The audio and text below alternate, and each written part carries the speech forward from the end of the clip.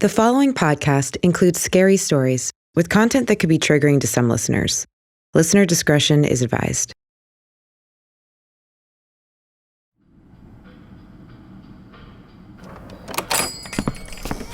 Hello? Yes, hello, come in. Oh, have you come to answer the ad? No, hello. It's you. Welcome, my dear loyal patron. I'm guessing I know why you're here, and it's not because of my latest Craigslist post. The help wanted one, not the other one. Well, we won't talk about the other one. Let's just say I had a long night and was feeling very vulnerable and lonely, and anyway, I'm looking for a shopkeeper's protege, kind of an apprenticeship position. Okay, so let's cut to the chase. I'm looking for a cashier/janitor, but that's all semantics. We can punch up the title to whatever, you know.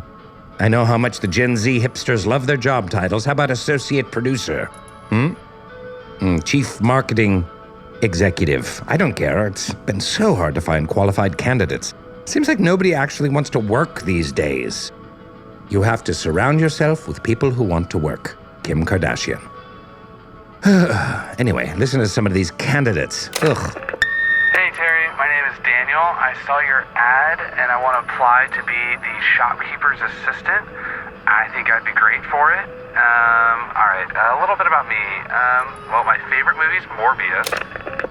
Hard pass. No. Next. Hi, Mr. Carnation. I'm a huge fan. I think I'd make a great candidate. I have a degree in film. No, film degrees are about as useful as they sound. Ooh, look at the use of phallic imagery in Citizen Kane. Mise-en-scene, lenses, give me a job. No, thank you. Plus, I'd rather someone that brought another area of expertise to the store. Like a marine biologist or a masseuse. Well, between us, what I actually need is a plumber. An employee bathroom is the stuff of nightmares. Hello, Mr. Carnation. This is Katie from Dr. Wexbury's office. Just wanted to let you know that star-shaped top... Okay, moving on. It's cosmetic. By the way, don't get any ideas. There's no story there. Honest. Hey Terry, my name is Payne Lindsay. I'm a podcaster, and I would love to be considered... Well, I don't really have a specific reason for rejecting that one. I just don't like the way he sounds. Ugh, can't listen to that all day. Could you imagine? Ugh. So anyway, as you can see, it's slim pickings around here. It's very stressful. It's stressing me out. And on top of all that, now there's this void growing in the corner of my shop. Yeah, wow, there it is. Sometimes it just does that. I can't really make heads nor tails of it. One day my wall and my floor makes a right angle, and the next there's a splotchy void growing there. At first I thought it was just a little spot of black mold. I thought no big deal. I got out the Windex and a paper towel, but when I knelt down to clean it, it sucked the paper towel right up. It's probably in another dimension right now. Maybe one where people are the size of germs. Well, if they have glass in that dimension, I just made it a little cleaner. You're welcome. No. Yeah. I'll call someone to come patch that up. It should be fixed in no time. Okay, in the interim, let's try one of these tapes. Here we go.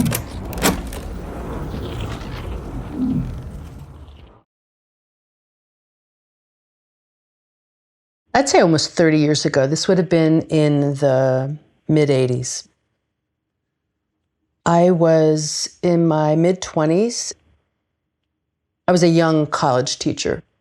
I had just finished my schooling and I was hired to teach a part-time class.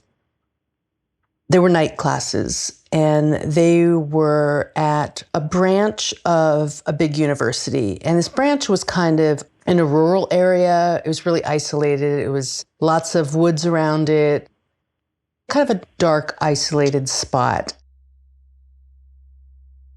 Early on in my teaching career, I was really positive and cool, and there wasn't a lot of age difference between me and my students at that time. I was excited to teach. I was an English teacher. We always say that teaching composition is like going to the dentist. You know, everybody's got to go to you, but they don't want to go to you. They just have to go to you because it's a freshman, it's a required course. So those are the classes that they get part-time faculty to teach, and I was one of those. I've got a class of maybe like 15 students. It's a night class. You know, it goes maybe 7:30 to 9:30, something like that. We're probably about 3 weeks into the semester. Up until that time, we've been reading, talking about stuff, going over examples of writing, and it was coming up on the first major assignment. Now, the class was kind of typical, except there was this really unusual guy who sat in the back, in the corner. He was maybe like 5 or 6 years older than everybody else. Never said a word, never participated, never raised his hand. It was fine, there wasn't any disruption or anything, but it was a little odd.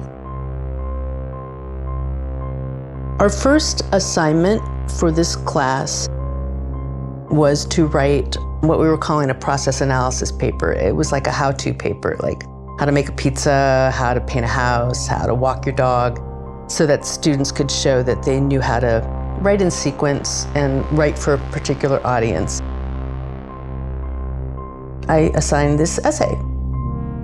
Maybe a week and a half later, everybody turned in their essays. I went through them all and I graded them all, and I came across one that this guy had written. I was really confused at first because it was a paper about like a battle in World War II.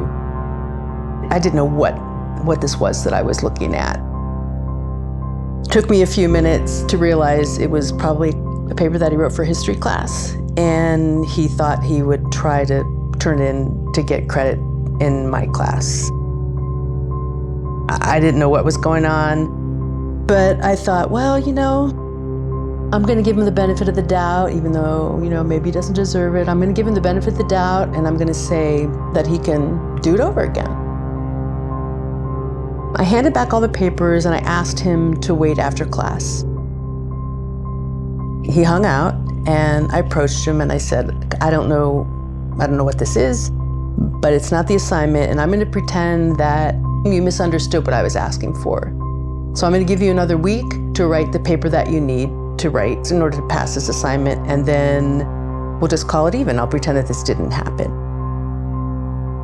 I was super accommodating, super nice, also just really young, not a heavy hitter teacher or anything at that point. You know, I was just trying to be a cool, good, accommodating person. So about a week goes by, he still comes to class, doesn't participate. We try to do group activities, he won't participate in groups, and I'm like, okay, whatever, that's fine. After class one day, he drops his paper on my desk and leaves. So I gather it up with my other paperwork and I go home and I'm sorting through my stuff, putting things together for the next time I'm gonna teach, and I come across this essay of his. I look at the title, and the title is How to Get Out of English Class. So I started to read it. The first paragraph began,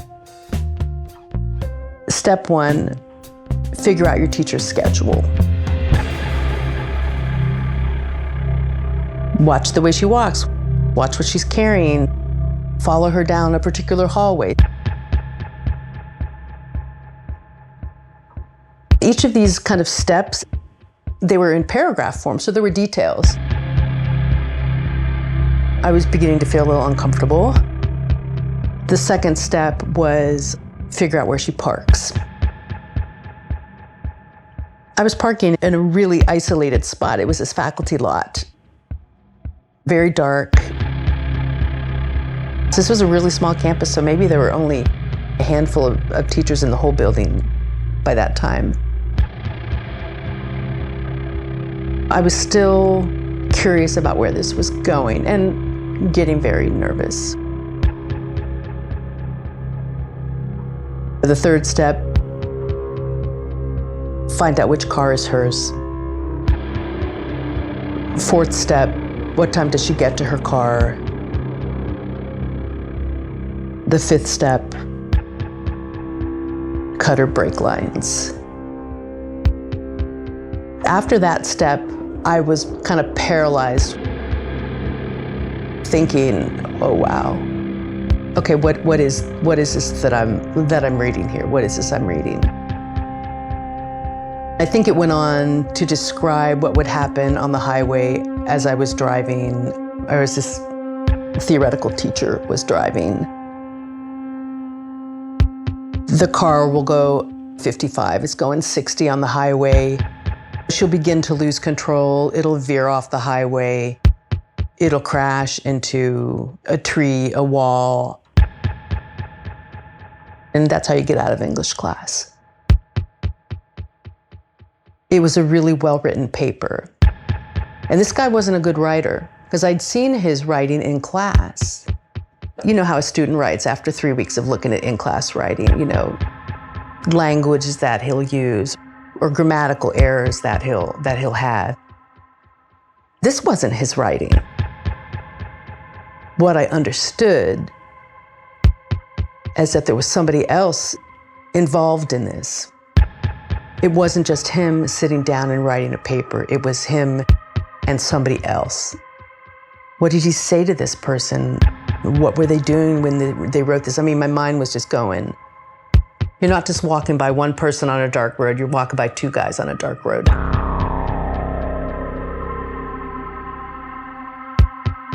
It wasn't just him that was talking about this stuff.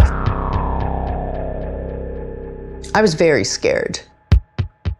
I don't know what I had shared with the class, but I'm usually open in class, so I may have said where I lived, that I lived alone. And he was creepy looking. And I was afraid I was going to see him.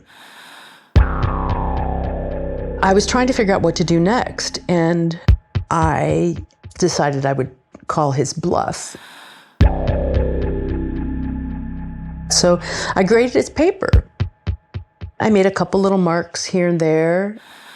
And I remember I gave him an A- because it was really well written. But I put in the comments, this is a really well written paper, but I'm not especially objective because I know it's written about me. I decided to give him back the paper during class instead of at the end of class.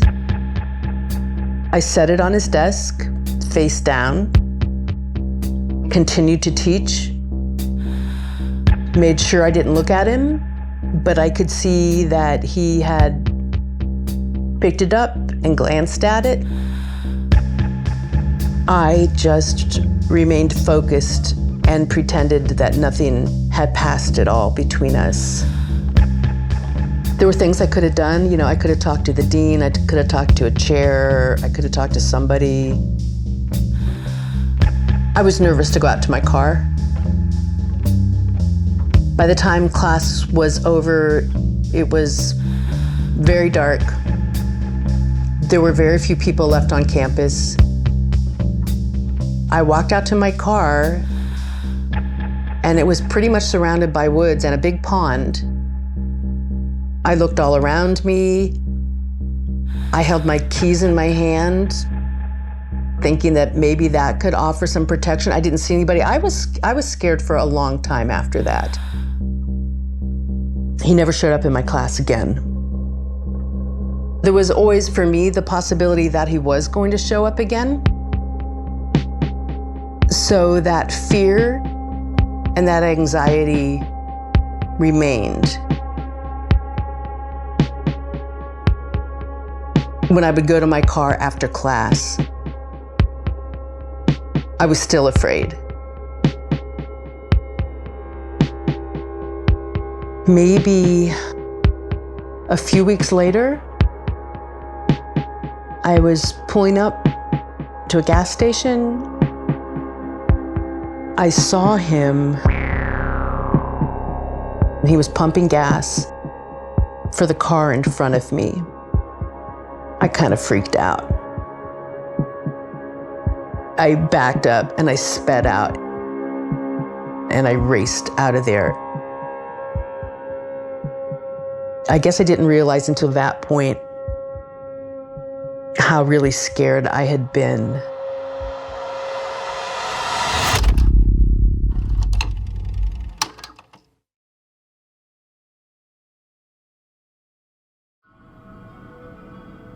Okay, well, so yes, that was kind of nerve-wracking. But if you thought that was concerning, get a load of this. Malachi, no! Get away from there! Don't you dare flirt with danger. This isn't time to be a tough guy. You're not Tom Cruise. Malachi loves Top Gun, the original. Oh! Who do we have here? The repairman, to deal with this mysterious void that's possibly from another dimension nonsense. Alrighty, well, welcome, come on in. Let's pop in another one while he fills up our hole. Probably could have put that a little more delicately.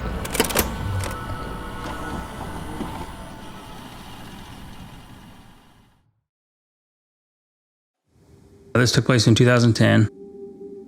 I grew up on the Ohio River in West Virginia. I had a lot of friends right across the river in Ohio. We pretty much spent almost the entire summer hanging out, especially since I was getting ready to go to college. We'd been talking about it for a long time about how we wanted to go camping in the woods. One day we were all hanging out. One of us just suggested, hey, we should spend the night in the woods tonight. I had one friend, Zane, that lived next to a pond, next to a very large patch of woods. We decided we were going to go camping right along the edge of the woods. There was me, Zane, and two other friends. So we packed up all the stuff, hot dogs, stuff for s'mores, some walking sticks. We set up our little fire ring where we were going to build a fire, and then decided to go for a hike. We come back and then build the fire. We're all sitting in our foldable lawn chairs, had our backs to the pond, and we were facing the woods. Probably about 20 feet to the pond, and then maybe 30 feet to the woods in front of us. Most of the night was quiet. We stayed up really late, sometime between 2 and 3 a.m. I could hear twigs snapping. While I was trying to process that, a stick had come out of the woods and landed close to where we were all sitting. Grabbed our walking sticks. We all just go quiet. Maybe 10 to 20 minutes go by. While we were standing, the second one comes flying out of the woods, and this one actually hits our fire. Spinning like someone had threw it. I saw it coming out of the woods, so I knew it didn't just fall from a tree. Cinders and stuff flying up, so we all jumped back. A couple more minutes of nervous laughter. It kind of occurs to us that Zane's brother was probably messing with us. It would have been a lot of effort for him to get up in the woods without us seeing him, but it would not have been unusual for him. It wasn't something that was outside the realm of possibility at all. Still standing around the fire, standing around the chairs, waiting for what his next move is going to be. And nothing happens. We sit back down, and I'm thinking maybe he heard us. We're onto him, so maybe he just gave up. We heard some more noises, footsteps in the woods. We ignored it. We're not going to entertain it. He's pranking us. We're just going to ignore it. Another stick comes flying out of the woods. This time, it came from behind a very large tree. This one landed in the fire as well. Zane's brother was a quarterback. It probably would have been easy for him to hit the fire with a stick. And we figure he's just gonna keep messing with us, and so Zane and I have these flashlights. We're kind of whispering to ourselves, like, let's go catch him. We'll turn it around on him. We'll try and scare him or catch him. We start to walk towards this tree. This tree is probably 30 feet from where we were sitting. Zane's plan is, you go around one side of the tree, and I'll go around the other. We'll trap him. I go left, and Zane goes right. I was focusing on the tree, looking at Zane, waiting for the cue to turn the flashlight on and jump out. As we're approaching the tree, I saw movement towards the bottom of the tree. I figured that Zane's brother had seen Zane coming from that side of the tree, and so was shimmying around towards me without knowing that I was there. I turned the light on. I angled the beam down towards the bottom of the trunk. Sticking out from behind the tree was a leg. It was a very large red leg. Dark red color, kind of like a burnt orange. It was muscular, like patchy fur all the way down. I could see muscle definition, and I could see the tendon and the back of the knee. So it wasn't just obscured, just covered in fur, but there was fur. It was hairy. Patches of long, stringy fur all up and down it. I think I was trying to rationalize in my head what I was looking at. I'm looking at this leg, then it turns and steps behind the tree. And right as it does, Zane yells. Then I realized what I saw was not normal. Not Zane's brother. So then I yell. We turn and run back. As we were running, I remember hearing the sound of something crashing through the woods, like running through the woods. It had to have been running the opposite direction because it was going through the woods. It sounded very large. The guys are asking us, what happened, what's going on? I wasn't the only one that saw it. Like, Zane was over there with me. I can't believe that we just saw that leg. Zane looked at me and he was like, leg? I saw an arm. It was a large red arm. When it moved, it like spread its fingers. And I could see that it was a hand that was gripped on the side of the tree. Its fingers were thick and red. He saw it push off the tree, and that's when he yelled. I'm freaked out. I'm dumbfounded. Even up to this point, it was hard for me to believe and process what I had seen. When he described it the same way, that it was large and red. And not just that, but that he saw the arm, the hand, grip and push off the tree at the same time that I saw the leg turn and go behind the tree. We actually did see something. I wasn't just seeing things because I was scared, or I wasn't just seeing things because it was dark. It was a very adrenaline-fueled, scary 5 minutes because we now don't know what it was.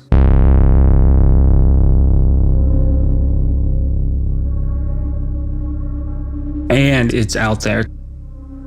For us to get back to the house, we have to go past where we just saw this thing.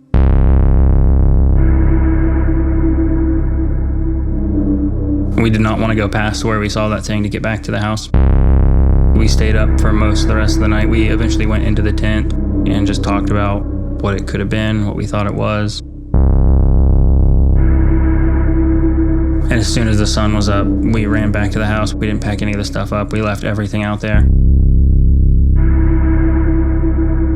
Once we were inside, like the safety of his bedroom, we all crashed. And we all fell asleep. In Southeast Ohio, they talk about the Grassman.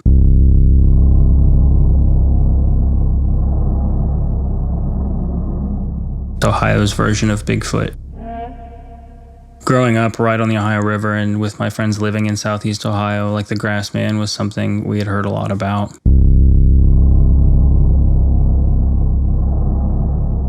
We were very skeptical, and so I think we were kind of hesitant to say, oh yeah, it was a Bigfoot. We didn't see its face.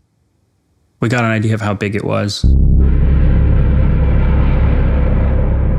If it's not Bigfoot, I don't know that the alternative is any better. It might be scarier.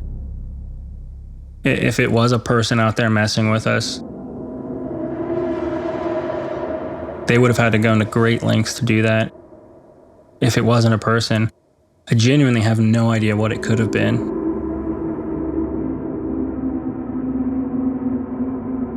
Something happened that we couldn't really explain.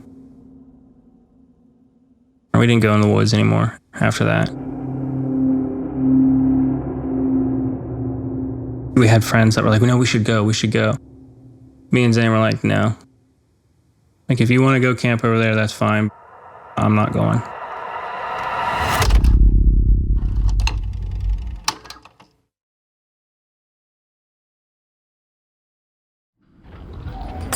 Oh, yeah? Well, you know what? Maybe, have you even considered that maybe the problem isn't the hole? Maybe it's the size of the wood. Wow. Terry, again with the phrasing. Alas, the repairman says the void is growing and there is nothing he can cover it up with. No worries, I'm sure I'll think of a solution. Ooh, how was that tape thrilling, right? Oh, I liked that one.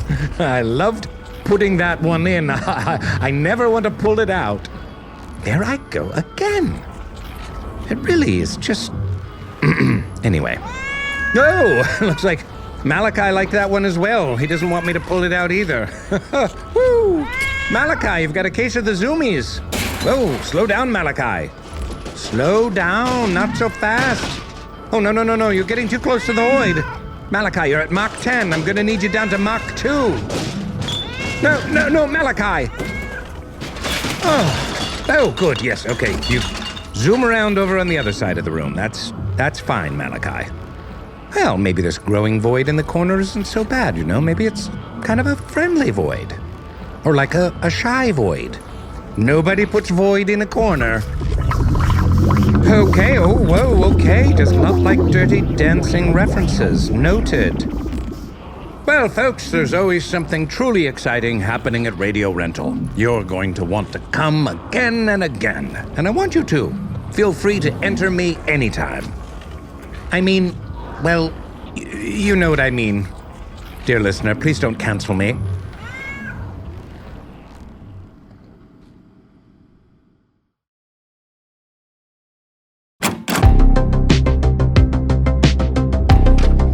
Radio Rental is created by Payne Lindsay and brought to you by Tenderfoot TV.